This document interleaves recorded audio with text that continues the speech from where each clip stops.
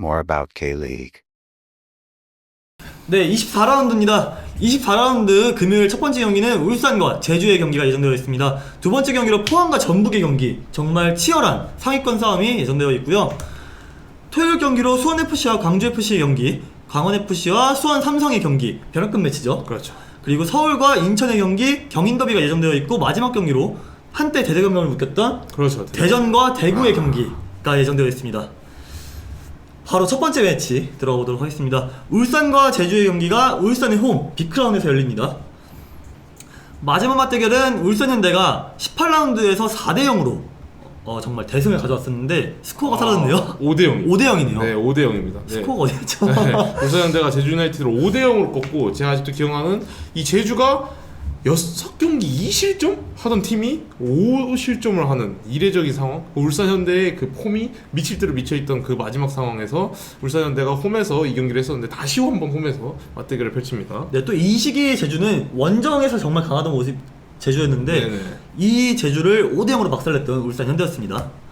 지난 라운드에서는 울산현대가 수원 삼성에게 3대1 충격의 패배를 당하고 왔고, 제주 유나이티드 또한 포항 스틸러스에게 역전에 역전을 당하면서 4대2 좀 안 좋은 상황에서 맞붙게 되는 두 팀이 그렇죠. 됐습니다. 어떻게 보면 어수선한 분위기가 극대화된 두 팀의 만남이긴 해요. 아무래도 울산현대는 제가 아까 말씀드린 대로 승점 차가 많이 나기 때문에 위기라고 하기 그렇지만 확실히 어수선한 면은 있거든요. 근데 제주 유나이티드는 게다가 뭐 부상, 의도치 않은 부상 병동, 게다가 여기도 좀 지금 상황적으로 좀 어수선한 느낌이 확 드는 두 팀끼리 만남이라 이걸 잡을 수 있으면 서로 이 경기에 잡을 수 있으려고 되게 감독들이 노력은 할 것 같습니다. 네, 현재 순위는 울산현대가 말씀드렸다시피 정말 압도적인 차이로 그렇죠. 리그 1위를 지키고 있고요. 제주는 정말 상위권까지 올라왔던 모습은 약간 이제 없어지고 그렇죠. 한동안 부진을 겪고 있는 상황입니다. 네. 그래서 첫 번째 키포인트는 울산현대의 이적이 있었죠.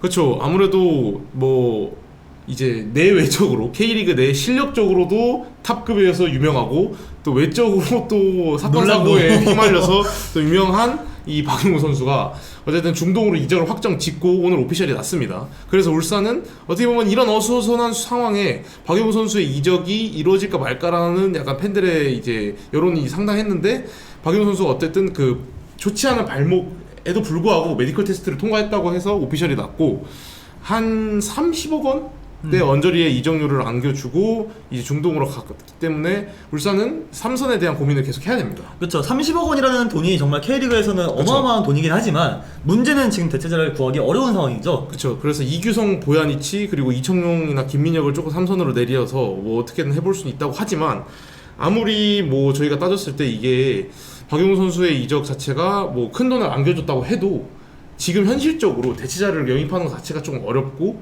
2급에 그 다음에 거기에 더해서 박용우 선수의 그 사실 그 볼 배급이나 수비적인 가담을 과연 나머지 선수들이 해줄 수 있을까?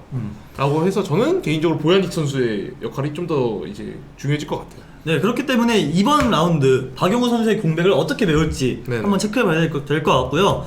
홍명보 감독을 조금 조명을 해봐야 돼요. 이번 시즌에 첫 연패를 당했는데 그 첫 연패의 상대가 다름 아닌 하위권에 있는 인천과 수원 삼성입니다. 그렇죠. 어떻게 보면 울산이 약간 조금 어수선한 분위기를 확 잡으려고 한 2연전이 홈에서 인천과 원정 수원 삼성 빅보드, 이 딱 두 가지 경기였을 텐데, 이 상황 속에서 홍명보 감독이 어떻게 보면 잡을 수 있었던, 그리고 원래 같았으면 너무 쉽게 잡았을 그 6점을 아예 그냥 0점으로 지금 처리해버려서, 앞에 저희가 압도적으로 이제 울산이 만들어 놓은 승점이 아니었으면 사실상 지금 되게 위기였을 거예요. 네, 그렇기 때문에 이번 라운드에서 홍명보 감독이 연패를 끊어내고 다시 도약할 수 있을지 주목을 해봐야 될 것 같고요. 제주에는 악재가 좀 있죠. 그렇죠. 약간 이게 예상치 못한 유리 조나탄 선수가 이제 부상으로 나가는 장면이었는데, 여기에서 더 악재가 뭐였냐면, 사실 유리 조나탄 선수의 부상 자체가 예견되지 않아서 다른 선수들을 막 준비하고 있는 그 상황에 이기혁 선수도 다쳤는데, 이기혁 선수가 교체 카드를 다 써버려가지고 못 나가는 상황이 있었어요. 그만큼 제주가 이제 적재적소에 딱 맞는 선수를 준비해서 남길 감독이 하려고 했어야 되는데, 의도치 않게 조나탄 선수가 나가고 그 다음에 그 뒤에 조나탄 링 선수가 들어오는 그런 교체를 감행했어야 되는데, 제주가 이 어려운 흐름을 나름 포항이 괜찮게 했거든요. 그쵸. 네, 포항은 되게 괜찮게 했는데 거기서 조금 이 약간 뭐 톱니바퀴가 좀 안 맞는다라고 해야 되나? 좀 남길 감독이 또 다시 한번 좀 억가를 당하는 느낌. 네, 그 경기 내적으로도 좀 문제가 있었지만 경기 외적으로도 현재 이 안현범 선수가 나가면서 그렇죠. 뭐 그런 좀 문제도 있지만 다행인 거는 네. 연지현 선수가 팀에 확실히 잘 적응을 한 모습을 확인할 수 있었죠. 어쨌든 제주는 이 3백에 이 중앙 수비수들이 해줘야 될 역할이 많잖아요. 임채민, 정훈, 뭐 김호규 선수 다 퀄리티가 높은 K리그 내에 되게 이제 이름감 있는 선수들이고, 근데 그 선수들 사이에서도 연지현 선수가 이번에 영입이 되면서 사실상 이제 후보 선수로서 조금 활용되지 않을까 생각된 이 선수가 지금 주전으로서 그것도 골을 되게 많이 넣어주고 필요할 때 잘해주고 있습니다. 한 반년 동안에 큰 활약이 없었잖아요. 그렇죠, 그렇죠. 반년 만에 이제 나왔는데 정말 좀 좋은 활약을 보여주면서 제주를 빠르게 안정화시키고 있는 연지현 선수입니다. 네. 그래서 피디님은 어디 보시나요? 저는 무승부입니다. 박용우가 정말 너무 급작스럽게 이적을 했지만 네. 뭐 대체자가 없기 때문에 아무리 울산이 강력하다 하더라도 네. 네. 저는 울산 승 보고 있습니다. 제가 봤을 때는 홍명보 감독님이 지금 의도치 않게 너무 이상한 팀 상대로 지금 약간 이상한 시점에서 2연패를 했기 때문에 이 경기만큼은 어쨌든 조금 절치부심해서 조금 삼선도 확 잡고 그 다음에 이제 옛날에 저희가 알던 비크라운의 울산으로 돌아오지 않을까 싶습니다. 다음 경기 넘어가겠습니다. 포항과 전북의 경기가 금요일에 예정되어 있습니다. 포항 스틸러스와 전북 현대의 마지막 맞대결은 15라운드에 있었는데 포항 스틸러스가 1대0으로 승리를 했습니다. 50주년 경기였죠? 네. 지난 라운드에서는 포항 스틸러스가 제주 유나이티드에게 역전에 역전을 하면서 승리를 했고, 전북 현대 같은 경우는 분위기가 안 좋은 수원 FC를 상대로 이른 시간 선제골 넣어서 1대0으로 승리를 했습니다. 현재 순위는 포항 스틸러스가 리그 승점 41점으로 리그 2위, 전북 현대가 승점 47점으로 리그 4위에 위치해 있는데, 뭐 한 경기 가지고 뒤집히진 않겠지만 이 경기를 전북 현대가 잡는다면 언제든 지금 리그 2위까지 치고 올라갈 수 있는 전북 현대가 되겠습니다. 아까 말씀드린 대로 지금 FC 서울을 따라잡을 대로 따라잡은 이 팀인데, 이제 이 경기까지 이기면 포항도 따라잡을 만큼 따라잡을 수 있다. 그래서 다시 현대가가 만나는 기점이 될 수도 있다라고 볼 수 있습니다. 그렇기 때문에 이제 이 경기에서 정말 중요한 역할을 해줄 선수가 되게 굉장히 많은데 네. 그 중에 하나가 이제 오베르단이죠. 네, 사실 이 경기 포항 선수들 다 잘했습니다. 수비적 진력, 뭐 모든 선수 다 잘했는데 그 사이에 이 한찬희 선수 옆에서 뛰던 이 오베르단 선수가 이 활동량 자체로서 이 제주 선수들을 압도하는 모습을 이게 활동량 많은 선수가 이 뛰는 거리로 경기를 압도하는 게 무슨 느낌인지 확 나오더라고요. 그러니까 활동량이 많은 선수가 팀에 어느 정도까지 이바지할 수 있는지를 볼 수 있었던 경기가 제주와의 경기였고, 마지막 심지어 어시까지 했잖아요. 그렇죠. 근데 그게 그 풀타임을 뛴 수비형 미드필더가 그쵸, 거기까지 뛰어서 그쵸, 오버랩을 해서 네. 한다는 게 이 선수가 얼마나 좋은 선수인지 확인할 수 있었던 것이고, 전북 현대의 공격이 정말 매섭기 때문에 그쵸. 오베르단이 어느 정도 막을 수 있는지 네. 한번 체크해보면 좋을 것 같습니다. 송민규 더비 맞습니다. 그리고 정말 좋아하시는 선수잖아요. 아, 좋아하죠. 고영준이 지난 맞대결에서 골을 넣었는데 이번 맞대결에도 어떻게? 네, 그렇죠. 이제 고영준 선수가 아시안 게임 부상 이후로, 그 논란의 아시안 게임 평가전 부상 이후로 뭐 아마 거의 진짜 겨울은 돼야 돌아온다, 뭐 약간 이런 얘기가 많았는데 일찍 복귀하고 나서 아주 좋은 모습을 보여주고 있습니다. 역시 에이스는 에이스고 폼이 올라올 대로 올라온 이 센터 포워드가 맞는 게 이 선수들의 상대 선수의 한 번의 실책을 바로 골로 이어지고 그 틈을 잘 안 놓치더라고요. 그래서 확실히 본인이 되게 집중을 하고 경기력 자체가 올라왔다는 게 보이고, 마이크를 이제 경기 끝나고 마이크 잡고 자기가 포항을 대표하는 선수로 아시안 게임에 나가게 됐는데 잘하고 돌아오겠다는 포부를 밝히면서 이 팀의 어느 정도 이제 주축까지 바라보는 선수가 되지 않았나라는 생각이 들 정도로 요즘 좋은 활약을 하고 있습니다. 반면 전북 현대 같은 경우는 네. 수비에 좀 보강이 있었죠. 그렇죠. 나나 보아탱 선수가 이제 데뷔를 함으로써 이 미드필더 라인을 꽉 잡게 이 백승호 선수 옆자리를 탄탄하게 하려고 이 페트레스코 감독의 픽으로 데려왔는데, 사실 저는 뭐 제가 조금 더 알아봤어야 하는 부분이 있지만 이 경기 보고 알았어요. 아, 이 선수가 미드필더구나. 저는 약간 이 선수 느낌 보잖아요. 와, 제르소 느낌인 줄 알고 윙어인 줄 알았어요. 윙어. 네. 단단하잖아요. 네. 그래서 약간 그 어떻게 보면 이 뭐 키 큰 선수들 이제 조규성도 나간 게 확정됐고, 구스타보 선수가 이제 나가는 게 이제 거의 기정사실이 되니까 어쨌든 윙어로 축구를 하고 이동준과 이제 양쪽을 찢으려고 하는구나라는 생각이었는데 이 선수가 미드필더로 그랬는데 이 중간에서 이 선수들과 싸워주는 힘이 되게 좋아요. 윤빛가람 선수랑 김선민 선수도 어쨌든 볼을 되게 예쁘게 잘 차는 선수들의 유형인데 그 중간에서 이 파이터가 나타나서 밀고 뺏어버리니까 그 부분에 있어서 전북이 이제 좋은 중원 싸움을 가져갈 수 있지 않았나 싶습니다. 다만 한 가지 아쉬운 점은 후반이 되니까 이 선수가 아직 적응이 안 된 건지 그쵸. 폼이 안 올라온 건지 체력적인 문제가 좀 보였지만 어찌됐건 좀 데뷔전에선 저는 굉장히 좀 괜찮게 봤습니다. 네, 그래서 전북 팬들도 1대0 승리긴 했지만 이 나나 보아트 선수에 대한 합격점을 주려고 하는 것 같더라고요. 네, 그리고 구스타보 선수의 거치가 계속해서 이제 얘기 나오고 있죠. 네, 아무래도 구스타보 선수는 거의 이제 들리는 소식으로는 이집트로 이적을 거의 확정을 지은 상태고 이적료를 꽤 세게 그래도 남겨주고 가는 걸로 알고 있는데 구스타보 선수를 떠나 보내는 거에 아쉬워하는 전북 팬들이 되게 많습니다. 사실 지금 구스타보 선수가 나가게 된다면 구스타보 선수 나갔고 조규 선수 나갔고 그렇죠. 하긴 이제 전북 현대 또한 그 최전방에 대한 고민이 좀 깊어지는 시기인 것 같습니다. 네, 맞습니다. 네, 그래서 아마 근데 전북은 이 영입이 이루어지게 된다면 아마 여름 이적 시장이 끝나기 전에 엄청난 오퍼로 좀 국내 선수든 외국 선수든 좀 알아보고 지금 외국 커터를 또 하나 비잖아요 나가면. 네. 그래가지고 이제 전북이 구스타브를 팔면 제가 봤을 땐 또 어마어마한 이적이 또 성사될 수 있지 않을까라는 생각이 듭니다. 네, 그렇게 해서 이제 이번 경기 승부 예측은 저는 일단 포함 보겠습니다. 그저 기동신 때마침 주춤한 울산. 네, 또 이게 울산 현대가 이 승부 예측에 낀다는 게 사실 이상할 수 있겠지만 그런 게 또 더비잖아요. 네네. 원래 이게 주춤할 때 따라잡겠다 이런 좀 동기부여가 되지 않을까. 그렇죠. 그저 기동신 때마침 주춤한 울산이 뭐 그렇게 생각할 수 있는데 뭐 그것도 있고 네. 사실은 저는 사실 무승부 보고 있습니다. 뭐 스틸라드에서 김기동 자체가 감독이 이제 조금 저번 경기로 올라왔지만 전북도 좀 지지 않는 흐름에 좀 또 홈 8연승을 하고 왔기 때문에 그 사이에서 또 전북도 올라왔기 때문에 저는 이제 무승부가 딱 맞는 결과이지 않을까 싶습니다. 다음 경기 넘어가 보도록 하겠습니다. 이제 토요일 첫 번째 경기입니다. 수원FC와 광주FC의 경기가 예정되어 있고요.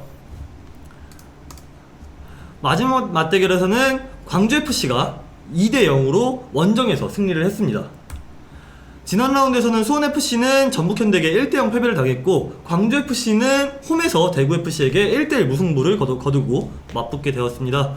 현재 순위는 광주FC가 리그 6위 그리고 수원FC가 리그 12위에 위치했는데 수원FC 입장에서는 강등권 탈출을 위해서 좀 정말 그렇죠. 이겨야 될 경기고 광주FC 입장에서는 상위 스플릿에 남아있기 위해서 좀 네. 절박한 상황이 되겠습니다. 수원FC는 아마 이제 앞으로 33라운드까지 10경기가 남은 시점에서 이 팀 목표를 어떻게든 플레이오프를 피하자라는 생각으로 아마 임할 것 같아요. 그래서 수원FC는 차근차근 승점을 쌓아 나가야 이 아마 인천 이 9등이었는데 그 10점 차를 어쨌든 해소를 해야 또 올라갈 수 있기 때문에 조금 지금 김동윤 감독님에 대한 좀 비판 여론이 더 세지고 있는 시점에서 그 좀 이제 승리가 나와야 좀 그 자신들이 목표하는 바를 이룰 수 있지 않을까 싶습니다. 네, 그렇게 해서 이제 수원FC에는 항상 저희가 강조하는 게 있죠. 수원FC엔 라스가 있다 하는데 이제는 고메스도 있습니다. 그렇죠. 근데 이 사실 믿을 건 외인이라는 말에 저희가 이 슬라이드를 넣은 이유는 이 우고 고메스 선수, 그러니까 라스 선수는 당연히 믿을 건 외인이라고 할 수 있지만 이 우고 고메스 선수는 이 처음 데뷔전 때 자책골로 뭐 기록만 보면 데뷔전 때 또 수비수 자책골로 이럴 수도 있지만 그 경기는 상당히 괜찮았어요. 괜찮았는데 이 사실 제가 봤을 때 FG 서울과의 7대2 경기 때 이범영 선수를 얘기하는 선수 이제 팬들도 많지만 사실 이 선수가 너무 못 막은 게 많아요. 외인 센터백으로서 조금 더 효과를 가져가 줘야 되지 않을까라는 시점에서 이 우고 고메스 선수에 대한 아쉬움을 수혜 팬들이 많이 토로를 하고 이 라스 선수도 어떻게 보면 이 커뮤니티에서는 이 전북전을 보니까 좀 마음이 뜬 듯이 이제 그 플레이를 했다. 좀 뭐 그런 얘기가 있지만 그래도 라스 선수가 최전방에서 이제 버텨주고 여러 가지를 해줄 때 로페즈와 이승호가 더 터질 수도 있는 만큼 이 라스 선수랑 우고 고메스 선수가 조금 더 활약을 해줘야 아무래도 제가 아까 말한 그 플레이오프를 좀 피하는 방향으로 갈 수 있을 것 같습니다. 그렇죠. 사실 K리그 자체가 외인에 대한 의존도가 적지 않은 리그이기 때문에 그쵸. 결국에 믿을 건 외인이고 이 두 선수가 좀 잘 해줘야 네. 승리를 가져올 수 있는 수원FC가 될 것 같습니다. 그리고 이제 외인 얘기를 했지만 사실 또 수원FC의 프랜차이즈 스타 있잖아요. 그렇죠. 이승우 선수가 아직까지 지금 리그가 절반이 지났는데 아직까지 제대로 터지지 않고 있습니다. 그렇죠. 이제 어떻게 보면 좀 아쉬운 게 여러 가지 이제 저번 FC 서울 경기 주중 경기에서도 골을 넣어서 시즌 3호 골을 나오긴 했지만 지금 골이 나온다고 해도 뭔가 지금 팀이 승리로 가져가지도 못하고 그러니까 아마 이 그 시즌 첫 골은 또 전주성에서 넣었을 거예요. 그만큼 이제 제가 알기로 전주성에서 넣고 대구에서 한번 넣고 그다음에 FC 서울전에서 넣었는데 한 번도 이제 승리로 가져간 적이 없기 때문에 자꾸 묻히는 경향도 있는데 이번 경기에서는 특히 이제 본인이 그 2선에서 플레이에서 뚫고 슈팅까지 가는 거 너무 좋아요. 진짜 이승우답게 그 빠른 스피드의 드리블이 나오는데 마무리가 좀 잘 안 되더라고요. 그래서 그 부분에서 수원FC가 그렇게 득점을 잘하던 팀이 득점이 잘 안 나오고 있습니다. 그러면서 지금 흔들리고 있어요. 사실 수원FC의 대량 실점은 예전부터 꾸준히 있었던 일이기 때문에 그렇죠. 그렇게 놀라운 일까지는 아니지만 문제는 득점력이 그 실점을 항상 커버하던 그때가 네. 더 이상 득점이 먹히지 그렇죠. 않고 있습니다. PD님이 항상 말하는 먹힌 만큼 넣어야 되거든요. 수원FC는. 그러니까 많이 먹어도 많이 넣으니까 어떻게 보면 웃긴 말이지만 수지 타산이 좀 맞았는데 그쵸. 지금은 너무 많이 먹히기만 하고 넣지를 못하니 이거는 조금 문제적인 구조가 맞죠. 수원FC의 본프레레식 축구가 네. 더 이상 작동하지 않고 있습니다. 그렇죠.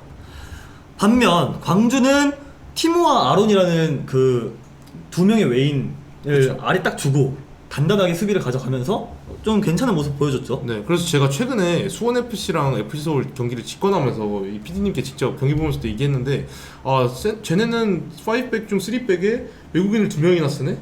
그때 잭슨과 우오 고메스였거든? 근데 이게 광주 경기를 보니까 4백에서 센터백 2명을 외국인으로 쓰는 티모와 아론 이 조합을 두고 저는 되게 이례적이라고 생각하기도 했지만 그래도 나름 티모 선수는 뭐 워낙 원래 자리 잡은 선수고 아론 선수는 이제야 이제 환 맞추고 있는 상황에서 그래도 괜찮게 이제 둘의 조합을 통해서 이제 광주가 수비를 이끌어 나간 것 같습니다. 기존의 광주FC의 수비를 책임지던 안영규 선수라는 좋은 자원도 있기 때문에 그렇죠. 뭐 적당한 로테이션도 돌릴 수 있고 네. 좀 지금 괜찮은 수비 진영을 이루고 있는 이종효 감독의 광주FC입니다.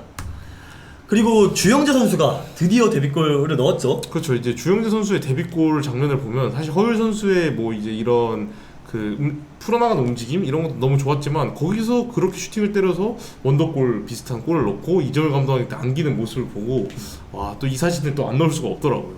그래서 이제 주영재 선수도 터지는 만큼 아마 이정열 감독도 제가 봤을 때 김기동 감독만큼 이 선수 이름값에 비해서 잘 승점을 쌓고 효율성을 조금 좋게 보는 그런 감독이 되고 있지 않나 싶습니다. 네, 그리고 여기서 제가 약간 하나 덧붙이자면 사실 광주FC가 지금 연승을 달리고 있진 못하지만 달빛 더비에서 이제 무승부를 했잖아요. 네네. 저는 그거 되게 큰 거라고 봅니다. 그렇죠. 왜냐면 항상 달빛 더비는 원정팀이 우세였는데 홈팀인 광주FC가 무승부를 거두면서 네네. 그렇기 때문에 좋은 좀 분위기의 광주FC인 네. 것 같고 그렇기 때문에 저는 역시 광주FC를 그쵸. 7경기 무승의 수원FC 최악의 시기.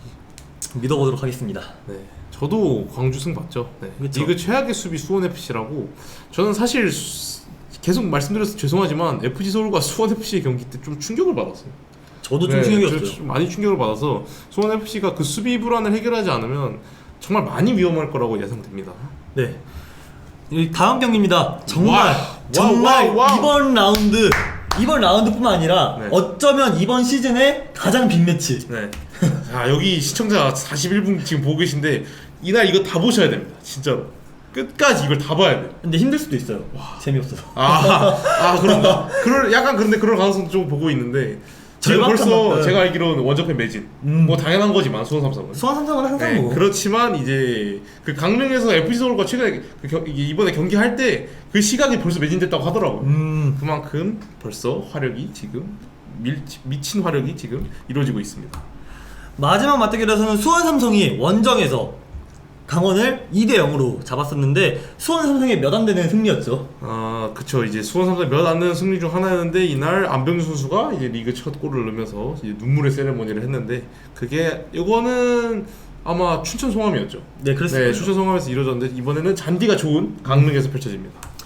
지난 라운드에서는 강원FC가 홈에서 서울을 1대1로 비기면서 잡아내지 못했지만 그래도 그렇죠. 좋은 결과를 가져왔고 수원 삼성 또한 울산현대라는 정말 거함을 격침시키면서 서로 좀 괜찮은 분위기에서 맞보게 네. 되는데 사실 강원FC가 마냥 괜찮은 분위기는 아니긴 해요. 근데 나름 주중 2연전에서 어떻게 보면 주중과 주말 2연전에서 둘 다 안 졌기 때문에 이 생각보다 이 강등권 팀들이 계속 지는 흐름이었던 거를 두 팀 다 잡아내서 어쨌든 그 궤도에 안착돼 있기 때문에 이번 경기가 더 기대되는 점입니다.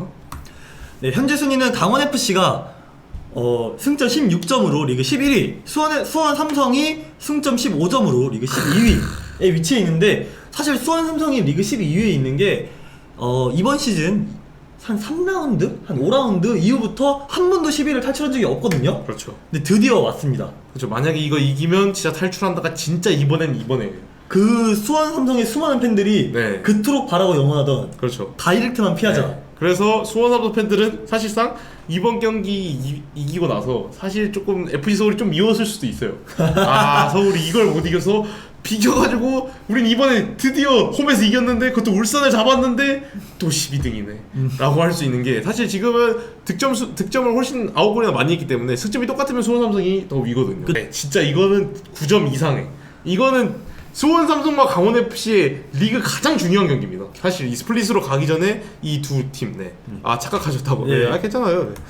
네, 그렇게 해서 강원FC 좀 보자면, 강원FC에도 현재 여름 이적 시장이 진행 중이기 때문에 좀 여러 명의 선수 유출이 있었습니다. 그렇죠. 양현주 선수는 이적 발표를 경기 전에 했고, 그리고 경기를 뛰지 않고 이제 그 테이블석에서 직접 관람을 했고, 임창원 선수는 이 FC 서울전에서 어시스트를 하면서 이제 이 아마 그 제주로 가게 됐는데 마지막까지 팀에 좀 활약을 해주고 갔습니다. 아직 오피셜은 안 났죠? 네, 근데 제가 좀 아쉬운 점은 솔직히 말해서 이제 임창원 선수도 고별전이라 보고 팬들도 박수를 쳐줬는데, 이 구단에서 물론 오피셜이 좀 미뤄지는 감이 있지만 이 구단에서 너무 양현주 선수의 마지막만을 좀 챙긴 감이 없지 않아 있었어요. 확실히 그건 네, 있었어요. 그래서 임창원 선수가 작년 상스, 그리고 그동안 힘든 강원에서 그래도 센터백, 풀백 왔다 갔다 하면서 많은 역할을 해준 선수인데, 조금 이 선수에 대한 대우를 조금 더 잘해줘야 되지 않나. 주장도 달았던 그렇죠. 선수잖아요. 그래서 강원FC가 그 부분에 대해서 조금 아쉬운 점을 좀 팬들이 갖고 있는 것 같습니다. 그리고 선수의 유출도 있는데, 네. 부진도 겹치면서 강원FC가 정말 힘든 시기를 보내고 있습니다. 제가 강릉에서 직접 경기를 보니까 뭐 갈레고 선수를 개인적으로 되게 좋아하는 팬이 만약에 보고 있다면 죄송합니다만, 저는 이날 깨달았어요. 왜 강원이 아시아 쿼터 및 웨인을 다 채워서라도 웨인을 데리고 왔는지, 경기당 3명밖에 못 뛰는데 왜 그랬는지. 갈레고 선수 보니까 저 같아도 웨인을 더 데려와서 다른 선수를 뛰게 할 것 같아요. 경쟁을 붙여서 갈려 선수가 네. 살아날 수도 있으니까. 그러니까 이 갈레고 선수가 사실 이 힘이 너무 들어가요. 제가 항상 보니까 이 모든 상황에 힘이 들어가요. 이 스피드가 있는 선수잖아요. 근데 돌파할 때 터치도 너무 힘이 들어가서 터치가 너무 길거나, 특히 이 슛 때릴 때 힘이 너무 들어가서. 이거는 사실 뭐 정말 제 내피셜이긴 하지만, 네. 어쩌면 지금 팀이 안 좋은 상황이고 자신에게 주어진 역할이 있다 보니 좀 부담을 느껴서 그런 걸 수도 있지 않을까 네네. 뭐 싶은 생각이 들 정도로 갈레고 선수가 좀 너무 힘이 많이 들어가는 네. 뭐 그런 상황이 이어지고 있습니다. 그리고 이제 와. 정말 이제 와우 와. 수원 삼성이 네. 드디어 날개를 펼치기 시작하는, 그렇죠. 블루윙스인데 날개가 없었던 그 블루윙스였잖아요. 이 진짜 그 윙에서 해줘야 되는 그 윙어가, 그 팬들이 항상 수원 삼성 팬들이 커뮤니티 가장 많이 하는 말, 카즈키, 고승범, 김보경 다 해줘. 근데 슛을 전진우가 차. 안 돼. 슛을 전진우가 차니까 안 돼. 이런 말을 계속 하셨는데 그 전진우가 머리로 골랐습니다. 머리로. 그리고 뭐 머리로 골을 넣었던 뭐가 됐건 결국에 선수한테 그 혈이 뚫리는 약간 그런 그렇죠. 느낌? 그러니까 전진우 선수가 심지어 그 과정도 어떻게 보면 만약에 거기서 또 골을 못 넣었으면 수원 삼성 팬들이 할 만한 게 카즈키가 로빙스루 패스를 해서 정승원이 올렸어. 근데 또 전진우가 못 넣었어. 이럴 수 있었는데 그 전진우가 그 상황에서 넣습니다. 그리고 울산 상대로 선제골을 넣었다? 이게 되게 큰 거예요. 수원 삼성이라 정말 만년 꼴찌. 네. 이 정도면은 패배의식이 좀 선수를 자리 잡을 수 있는데, 그거를 한번 그 리그 챔피언을 잡아내면서, 디펜딩 챔피언을 잡아내면서 네. 좀 자신감이 올라왔을 법한. 그렇죠. 그렇게 말한 전진우 선수가 인터뷰에서는, 또 경기 끝나고 기자회견에서는 이 골로 내가 너무 자신감을 갖고 또 나태해지지 않겠다, 이 골로 모든 게 달라지진 않으니까 내가 앞으로 더 열심히 하겠다로서 팀의 사기에도 도움이 되고 김병수 감독님께도 긍정적 효과가 낼 수 있는 좋은 이야기를 하면서, 어쨌든 솔직히 그동안 조금 많이 날리긴 했거든요. 네. 그쵸. 조금 많이 날리긴 했어요. 근데 그만큼 이제 홈에서 의미 있는 팬들에게 선제골 선물을 했습니다. 네. 그리고 이제 수원 삼성에 신이 왔습니다. 와. 진짜. 솔직히 AKA 제 친구들이 말하는 카즈아 카즈아라고 더 많이 불리는 네, 르세라핌의 카즈아라고는 별명을 더 많이 갖고 있는 카즈키. 뭐 수원 삼성 팬들 입장에서는 뭐 카즈아보다 지금 더 예뻐 보일 수도 있어요. 지금. 아 진짜요? 네. 근데 이 일본인 선수가 사실상 많은 경기를 못 뛰고 들어왔다는 이제 커뮤니티의 각종 글에 수원 삼성 팬들이 되게 좀 실망을 했지만 또 이 선수가 왔을 때 이 보여주는 효과 와 대단합니다. 이 대전전부터 지금 여기 중원에서 패스 뿌리고 공을 탈취하고 정말 제대로 된 거예요. 그러니까 은근 여기 수원 삼성이 성적이 최근에 안 좋아서 그렇지 여기 아시아컵도 되게 잘 들어와요. 만화부. 네, 되게 잘 들어와요. 그러니까 약간 수원 삼성의 아시아컵도 좀 믿고 볼만한 그런 느낌이 되고 있습니다. 그럼에도 지금 성적이 좀 많이 안 좋기 때문에 네. 근데 지금 그 성적을 혼자서 이제 캐리할 수 있는 그렇죠. 카즈키가 왔고 카즈키보다 카즈라는데 만약에 카즈키가 정말 혼자의 힘으로 그렇게 네. 많은 걸 해내서 수원 삼성을 잔류로 이끈다? 그러면은 수원 삼성 팬들한테는 카즈아보다 카즈키죠. 진짜 네, 근데 저는 아직은 카즈키보다 카즈아입니다. 네. 그래서 저는 정말 오랜만에 수원 삼성의 승리 한번 보겠습니다. 울산도 잡은 수원 삼성 카즈키는 신가. 네, 근데 충분히 그렇게 지금 흐름상으로는 느낄 수 있는 것 같은데 저는 제가 아까 말씀드린 것처럼 네, 윤중환 감독 이 경기 일단 비기고 볼 겁니다. 그래서 아마 뭐 그 아고라는 선수를 이제 원톱에 영입했거든요. 야고 네. 네, 야고인가? 네, 야고예요, 야고. 야고 선수가 그날 네, 센터백 라인에 있지 않을까. 날아오는 모든 볼에 헤딩 클리어링하고 그만큼 버스가 제대로 세워지지 않을까. 사실 최영수 감독이 있었다면 정말 저 네. 버스만 생각할 수도 네. 있는데 최영수 감독이 아니기 때문에 좀 닭공모가 나올 수도 네. 있지 않을까. 그리고 윤정환 감독님이 이날 버스를 세운다고 많은 K리그 팬들이 막 뭐라 할 수 있는데 윤정환 감독은 자기가 할 수 있는 걸 하는 겁니다. 네. 어찌됐건 팀을 잔류로 이끌어야 되는 건 모든 감독의 그렇죠. 숙명이니까요. 네, 다음 경기입니다. 다음 경기 FC 서울과 인천 유나이티드의 경인 더비입니다. 그렇죠. 리그 1라운드였던 개막전이었던 이 경기가 다시 한번 서울 홈에서 돌아왔습니다. 만날 때마다 항상 뭐 경기가 치열하지 않더라도 사건 사고도 많고 재밌죠. 네. 팬들끼리의 서로 대화도 재밌고. 네.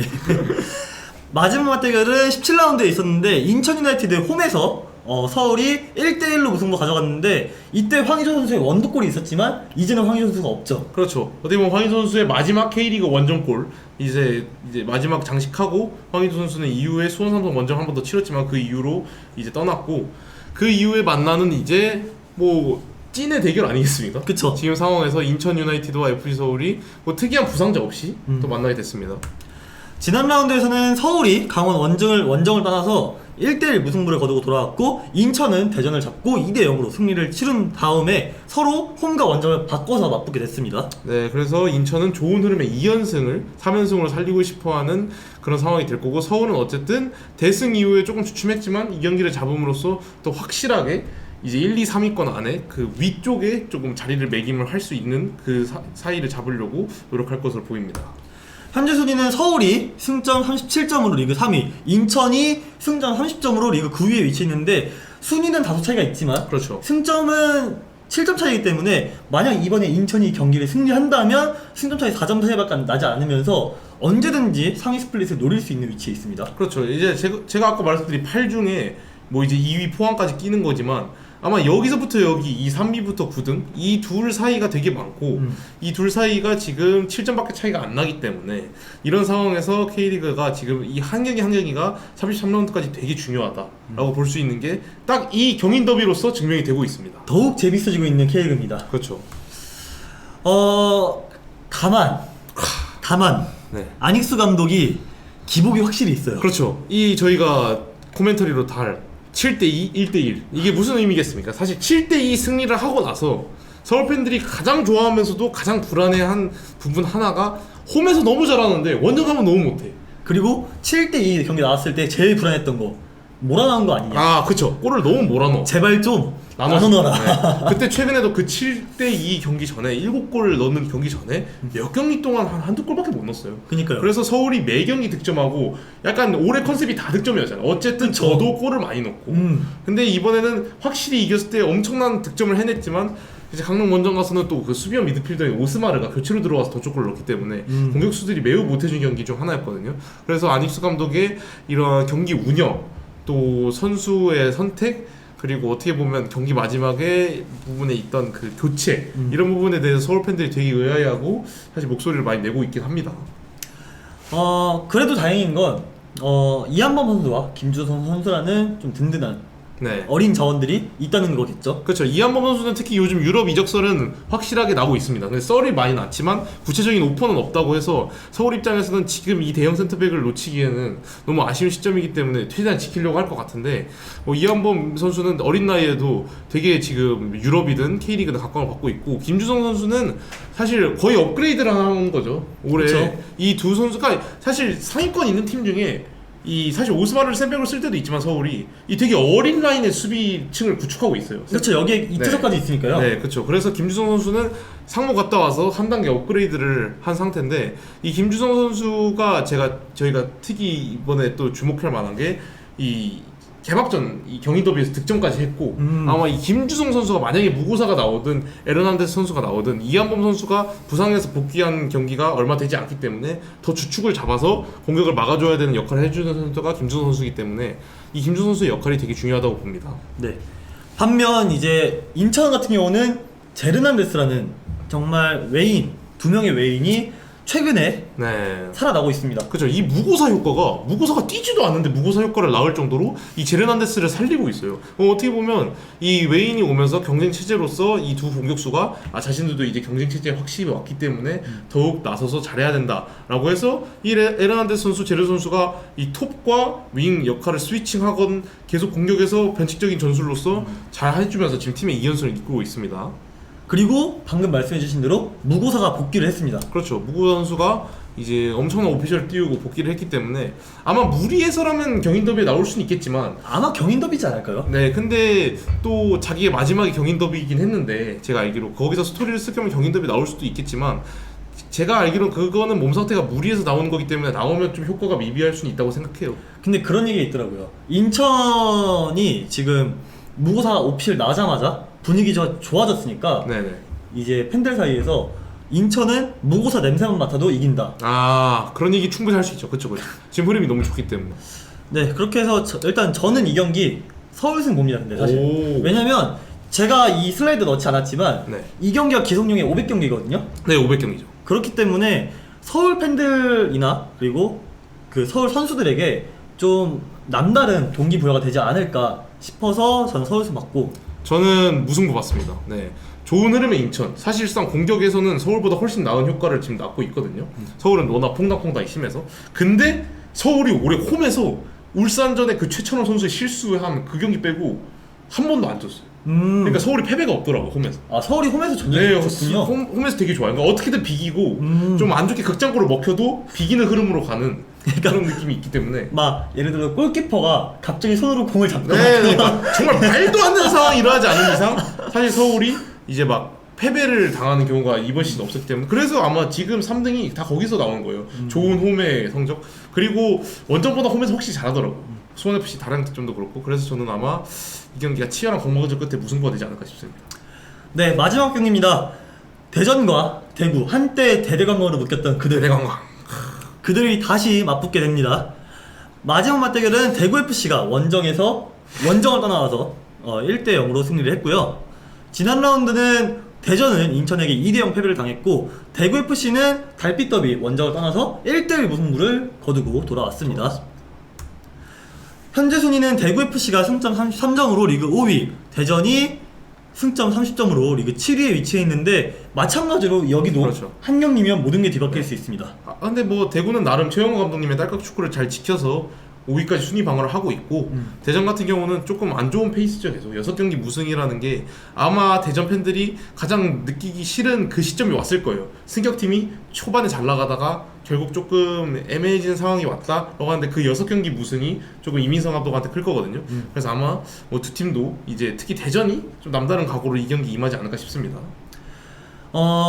대전은 일단 안톤을 믿어야 되는데 안톤을 제외하면 믿을 만한 외인이 별로 없다는 게 문제가 될 것 같아요. 그렇죠. 개인적으로 티아고 선수와 레안드로 선수가 사실 티아고 선수도 이제 그 경지에 오른 것 같아요. 주사위의 경지에. 네, 티아고 선수도 괜찮을 때 너무 괜찮지만 좀 안 풀릴 때는 너무 힘든 선수. 근데 이제 구택 선수는 물론 이제 이 경기로 데뷔해서 한 경기밖에 안 뛰었지만 확실히 K리그에 조금 적응해야 되는 그 이제 그 모먼트들이 보이더라고요. 기간이 필요해요. 공을 떨굴 때 또는 이제 공중볼을 좀 이선에서 선수를 줄 때 그 K리그 템포에 좀 확실히 좀 녹아내려야 된다는 느낌이 들어서 안톤 선수가 이 세 선수 중엔 외인 믿을 만한 게 안톤밖에 없다. 그래서 안톤 선수의 활약이 더욱 중요하다라고 할 수 있습니다. K리그가 항상 뭐 해외 축구를 많이 보시는 분들이 K리그를 간혹 무시하기도 하시는데 그쵸. 사실 K리그 와서 이제 뛰던 선수들은 항상 말하는 게 K리그 압박감도 굉장히 강하고 빡센 리그다 네네. 라고 하기 때문에 구택 선수에게 어느 정도 좀 시간이 필요할 것으로 보입니다. 안유진 얘기를 많이 하네요. 안유진요? 네, 대전 안유진. 이쁘더라고요. 네. 그럼 대전 안유진 말씀하실 만한 게 그날 제가 시축한 날 전북전이었는데 대전 대 전북 수원 FC랑 서울 경기 보러 갔잖아요. 근데 거기서 이제 거기 팬들이 핸드폰으로 안유진 시축을 다 보고 있더라고요. 앞에서 경기 펼쳐지고 있는. 그만큼 안유진 효과가 대단한 것 같습니다. 그리고 이제 한때 그 대전 유니폼에 네. 이 똥색하라 네네. 이거 진짜 별로다 네네. 라고 했었는데 바뀌었습니다 여론이. 안유진이 입으니까 이뻐 보인다 이제. 이제 그 유니폼 최강이다. 저 유니폼 이쁜 유니폼이다. 네, 어찌됐건 이민성 감독이 6경기째 무승을 거두고 있습니다. 네, 그리고 제가 아까 말씀드린 대로 지금 이민성 감독은 어떻게 보면 좀 좋은 흐름을 승격팀은 결국 애매해진다라는 흐름에 지금 그 기점에 와 있을 거예요. 그래서 10경기까지 이제 스플릿이 남았는데 저는 개인적으로 너무 상위 스플릿에 목숨 거는 것보다 이제 어쨌든 착실하게 좀 자기 승점을 쌓고 조금 이제 원래 대전이 잘하던 그 컬러 그리고 뭐 U20에 미친 활약을 했던 배준호 선수도 아직까지 골이 없거든요. 네. 그래서 이제 이 선수들의 득점력에 대해서 조금 전술적으로 변화를 줘야 되지 않나 싶긴 합니다. 사실 대전 같은 경우는 승격팀이기 때문에 네. 지금 이거 하는 걸로도 정말 너무 충분히 잘하고 있다고 볼 수도 그렇죠. 있겠지만 하나은행이 그렇게 많은 투자를 했기 때문에 좀 비판을 받고 있는 부분도 없지 않은 것 같아요. 맞습니다. 반면 이제 대구는 고재현 선수 얘기 좀 해야죠. 그렇죠. 아무래도 지금 세징야, 바셀루스, 그리고 이근호까지 터진 이 시점에서 이 고지현 선수가 윙포워드로서 작년만큼 활약을 너무 못해주고 있기 때문에 좀 아쉬운 이야기가 많습니다. 물론 저번 경기는 김경민 골키퍼의 좋은 선방으로 하나 막히긴 한 좋은 슈팅이 있었는데 고지현 선수가 저번 경기에는 이제 지난 마지막 맞대결 때 골 넣어서 이겼잖아요. 네. 그만큼 고지현 선수가 대전전 때 또 좋은 모습을 보이면 대구가 또 상위 스플릿 안에서 이제 순위를 좀 확정짓는 데 도움이 되지 않을까 싶습니다. 그리고 아직도 이근호입니다.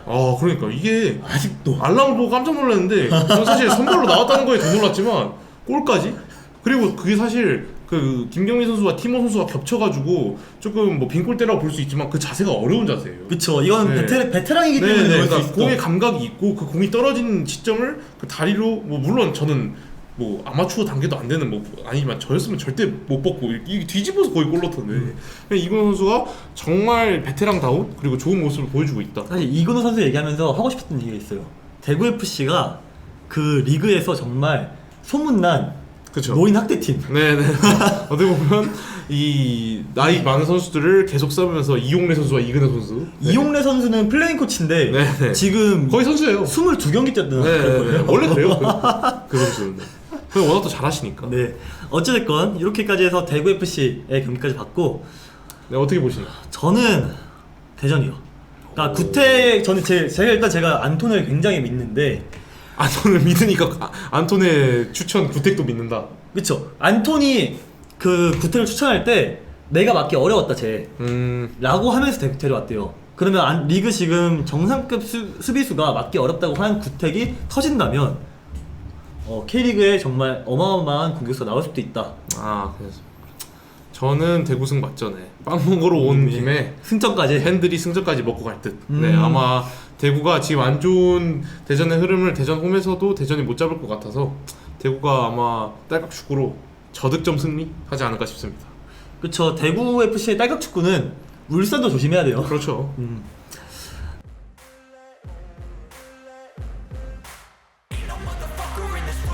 Like me